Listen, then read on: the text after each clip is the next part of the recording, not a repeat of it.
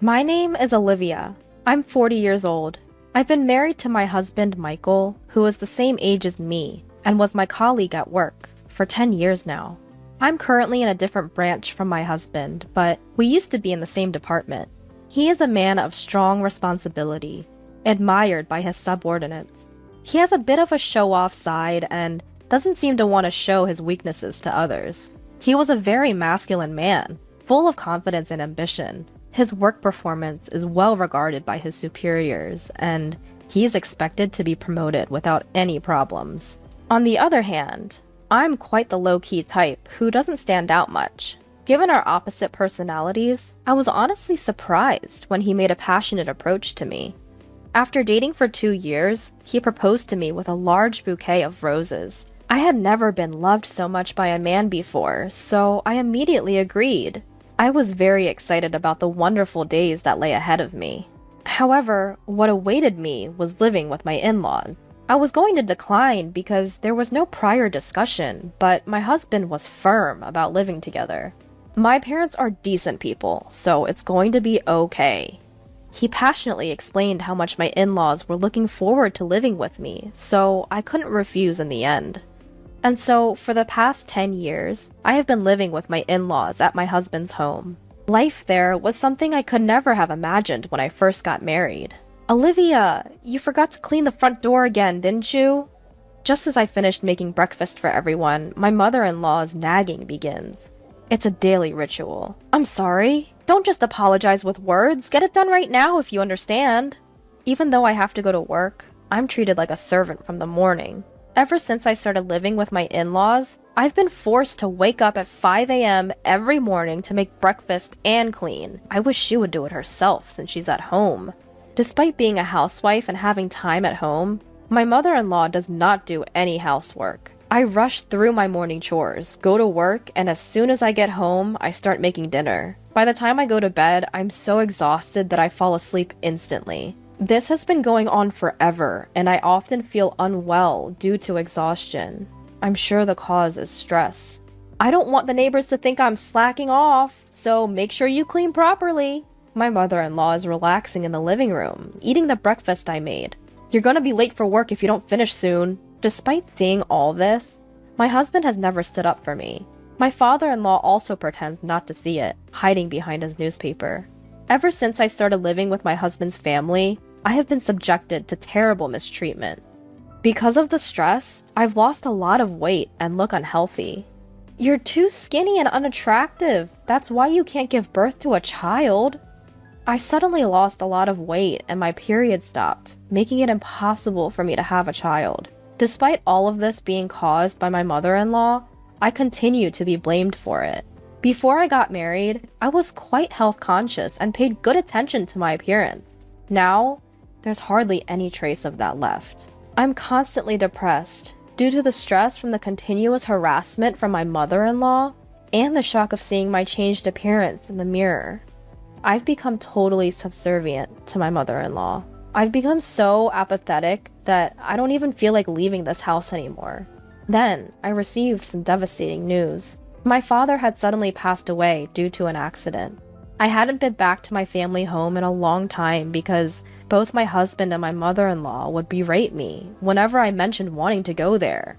Receiving the news of my father's death, I deeply regretted not spending more time with him. My family home is about an hour's drive from my in-laws' place, not too far. So I asked my husband and mother-in-law to come to my father's funeral. There's gonna be a funeral for my father. Oh, we're not going. Just let your family handle it. They cut me off before I could finish and said those words. I never thought they could be so heartless. With shoulders trembling with anger and grief, all I could reply was, "Understood." Many people gathered at my father's funeral. My father was self-employed and had a lot of connections. Everyone at the funeral was shedding tears, which showed how much he was loved. "Olivia, it's been a while. But what happened to you? You've lost so much weight." My mother, who I hadn't seen in a while, was shocked at my worn-out appearance. "Well, just a bit." "You're not sick, are you? I couldn't bear losing you too." My mother, thinking I was ill, started crying. Given her current mental state after my father's death, it wasn't surprising. "I'm not sick, don't worry." I tried to calm my frantic mother and took a break in the waiting room. "If you're not sick, then what's wrong?" I thought back to my interactions with my husband and mother-in-law. Even when I told them about my father's death, they didn't say a word of comfort. Thinking about it made my anger bubble up, and I decided to tell my mother about my life at my in-laws' place. "Actually, I've been subject to what you might call bullying by my mother-in-law. It's wearing me out." As I spoke, looking down, my mother peered into my face with a worried look. "I'm relieved you're not sick, but this doesn't make me feel any better." "Is that why you haven't been coming to see me?" "Yeah." As I nodded, my mother handed me a piece of paper. "Take a look at this for yourself. Then think carefully about what to do next." When I looked at the paper my mother had given me, it turned out to be my father's will. My father, being a meticulous man, had left a will just in case something happened. It also mentioned inheritance. Inherit $2 million? That's what it says. You can decide how to use it. I was stunned by the large sum. At the same time, I began to hope that I could end my shared living situation. With this, I can build my own house and get out of my in-laws' place right away. Thanks to the inheritance my father left me, my life seemed to be getting brighter. I returned to my in-laws' home and was doing the household chores as usual. On the days when I have plans, the house tends to be messier than usual. This is probably inevitable since there's no one around to clean. While silently doing the chores, I was thinking about the $2 million I had inherited from my father. Despite my dislike for my mother-in-law, I wanted to stay with my husband, Michael. I decided to honestly discuss the large inheritance and suggest leaving the in-laws' home. There's something I want to talk about. After Michael's parents had gone to bed, I started the conversation when it was just the two of us. Talk? "Yeah, about my father. Actually, I've come into an inheritance." "Oh? How much?" "Well, it's $2 million. When I mentioned the amount, Michael was taken aback, perhaps because the figure was far beyond his expectations. "Wait, what?" "That's right, $2 million. Upon grasping what I had said, Michael was overjoyed. "He left you that much? That's generous." But about how to use this money, I was about to get to the main point, seeing Michael in a good mood. However, before I could speak, Michael suggested something outrageous. "We need to transfer that money to my mom's bank account right away." I didn't understand what Michael meant. It was so absurd that I thought he was joking. "No, why? I'm the one who inherited it, so that's not right." As I laughed and responded, Michael slammed the table angrily. "What are you talking about? A wife's money belongs to her mother-in-law." It seemed that Michael did not realize he was saying something ridiculous. Seeing his serious expression, I felt scared. "I'm sorry, but I don't understand what you're saying." All I wanted to do was suggest building a house for us to live together. But Michael didn't let me speak and tried to claim my inheritance for his mother. I couldn't sleep well that night due to the shock. The next day, while I was making breakfast, Michael and my mother-in-law approached me with angry expressions. "Olivia, I heard about it. You inherited $2 million and you said you won't give it to me. Who do you think you are as daughter-in-law?" My mother-in-law had already heard about the inheritance from Michael. "But I'm the one who inherited it. Stop arguing and transfer it to my parents' account now. A daughter-in-law's money is our money." It seemed that they were determined to get the inheritance by any means. No matter how much I refused, they kept blaming me. As I fell silent, realizing my resistance was futile, Michael showed me a piece of paper. "You're getting carried away because you've come into some money. I'm the one who's been supporting you. If you don't change your attitude, it's divorce." The paper was a divorce form. "I've already signed it. Take this and go back to your parents' house. If you apologize properly, I might reconsider the divorce." I received the divorce form with Michael's part fully filled in. Staring at the divorce form, my past memories flashed back. I had never been financially supported in this house. I had been paying the same amount of living expenses as Michael, and all the household chores were my responsibility. I hadn't received any help or care. Despite that, they had always looked down on me. In the end, they were even trying to steal my father's money. If I stayed here, I might have felt so pressured that I would give them the inheritance. However, this money is what my father left for me. Being told to go back home, I actually saw it as an opportunity. Holding the already filled out divorce papers, I realized that the decision about my future was in my hands. I resolved to never give my father's inheritance, and I made a decision. I went back home after finishing work that day. I'm home! Welcome back. I had a feeling you would be back soon. My mother welcomed me with a warm smile, despite my exhaustion. My mother's home-cooked meals were laid out on the table. I couldn't remember the last time I ate a meal prepared by someone else. As I took a bite of the warm food, tears welled up in my eyes because of its deliciousness.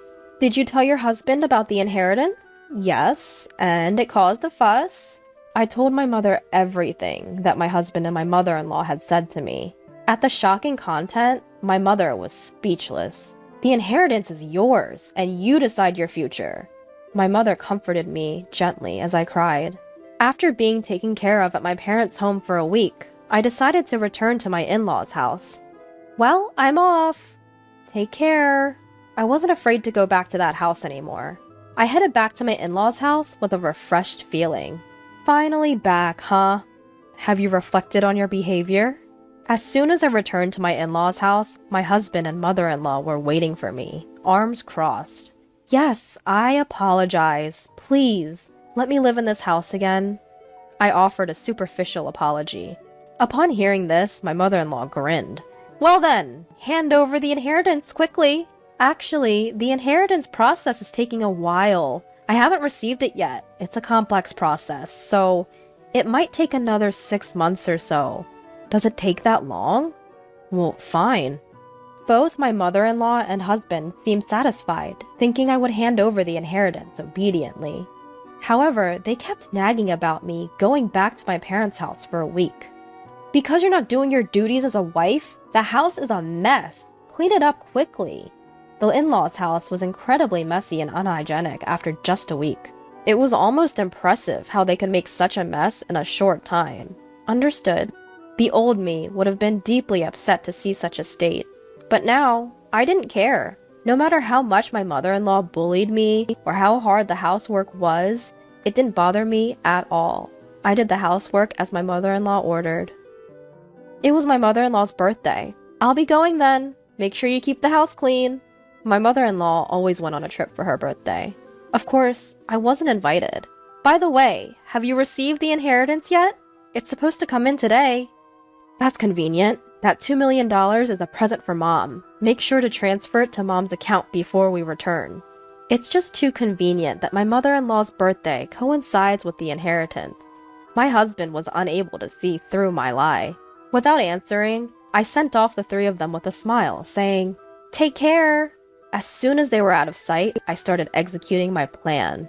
I had been waiting for this day for a long time. They'll be quite surprised when they return from their trip. But that's no longer any of my concern. I quickly packed my things and left my husband's family home. Wow, this is amazing! I was moving my belongings into my new home. Actually, I had built a house with my father's inheritance. I'm so happy to be able to live in such a beautiful house. And I decided to live with my mother from my hometown. I'm truly happy that I don't have to worry about those people anymore. I sank into the plush sofa, feeling content. Today is a celebration of my new home with my mother. We invited a chef to our home and spent a luxurious day. The next evening, I received a call from my husband. What the hell is going on? He probably didn't understand the situation, as all my belongings were gone when he returned home. I won't be coming back there. Goodbye. I tried to hang up without wanting to talk to my husband, but my mother-in-law was yelling on the other side of the phone. What are you doing? Where are you now? I cannot tell you that. You told me to clean the house, so I tidied up my belongings. That's not a funny joke. Plus, you didn't transfer the inheritance. How many times do I have to tell you that the daughter-in-law's money is mine? Huh? I'm single, you know. When I answered that, my yelling mother-in-law suddenly became silent. Single? Well, I'm a divorcee. I was handed a divorce paper, so I submitted it. I'm a stranger to you now. Goodbye. I hung up the phone after saying that. I couldn't stop laughing, imagining my mother-in-law's stunned face on the other side of the phone. I feel very relieved to be unrelated to that family now. After that, I received numerous calls from my ex-husband. When I had some free time, I purposely picked up the phone and ignored the abuses from my ex-husband and ex-mother-in-law. I thoroughly recorded all those calls. I decided to consult the police with those recordings. Harassment from an ex-husband is not uncommon. We'll give a warning before it gets dangerous. Thankfully, the police responded immediately and went to warn my ex-husband's family. For my ex-family-in-law who care about their public image, just having the police come would be enough damage. In addition, a subordinate of my ex-husband who lived in the neighborhood saw the police coming. My ex-husband was a prominent figure in the company, so the rumors spread quickly. Moreover, the colleagues and subordinates who didn't like my ex-husband started to spread bad rumors about him. Eventually, the rumor reached the department I belonged to. Did you hear that the police came? I'm divorced now, so I don't really know. What? You're divorced? Yeah, I was fed up with the abusive language from my mother-in-law and my husband. I spoke in a loud voice so that others could hear. The rumor-loving employees spread the rumor even more. It didn't take long for the rumor to reach my ex-husband's boss. You've been getting a lot of bad rumors. Huh? What are you talking about? I hate men who can't cherish their wives. Moreover, with such bad rumors circulating, it'll harm our reputation, so I've decided to transfer you. The transfer order given to my ex-husband was harsh. Wait, this place is... It was a branch office in the worst performing region. There's absolutely no entertainment around. It's a place you could call a landlocked island. You know what this means, right? Everything my ex-husband had built up to this point had collapsed, and there was no prospect of promotion in the future. Unable to refuse the transfer order, my ex-husband had to move to this rural area. As for my ex-mother-in-law, she was probably shocked that her son's reputation had dropped, and that she could no longer live with him. She ended up becoming a recluse, which led her to developing depression. There were also suspicions of dementia, as she often caused disturbances at home. My ex-father-in-law is desperately taking care of the drastically changed ex-mother-in-law. Even if there's no blood relation, a daughter-in-law is still an important family member. What happened to my former in-laws was simply karma for the harassment they continued to inflict upon me. Now, I'm living happily with my mother. We've even started gardening in our spacious yard. If I were still in that house, I would have never encountered this wonderful hobby. Having found a hobby has made me feel alive. My body, which was worn out from stress, is now healthy again. I'm so happy that I could cut ties with my former in-laws.